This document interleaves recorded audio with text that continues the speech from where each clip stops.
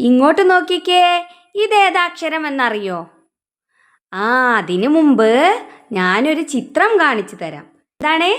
ആന. ആന എന്നെഴുതുമ്പോൾ ആദ്യ അക്ഷരമാണ് ഇത്. ഇതാണ് ആ എന്ന അക്ഷരം. എന്താണ്? ആ എന്ന അക്ഷരം. ന. എന്താണ്? ആന. കണ്ടോ? ആനയ്ക്ക് ഇവിടെ ഒരു തുമ്പിക്കൈ കണ്ടോ?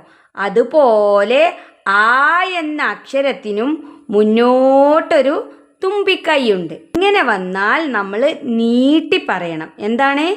ആ എന്ന് നീട്ടി പറയണം. കഴിഞ്ഞ ക്ലാസ്സിൽ നമ്മൾ ആ എന്ന അക്ഷരം പഠിച്ചു.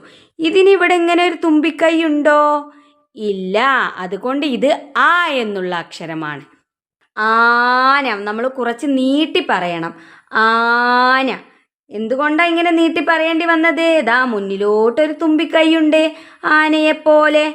അപ്പം എന്താ വായിക്കുക? ആന. ഇപ്പോൾ ആന എന്ന് വായിക്കാൻ പറ്റുമോ? ഇല്ല. ന എന്ന് മാത്രമേ വായിക്കാൻ പറ്റൂലേ. ഈ ആ എന്ന അക്ഷരം വെച്ച് കൊടുക്കുമ്പോഴാണ് ആന എന്ന് വായിക്കുന്നത്. എന്താണ്? ആന.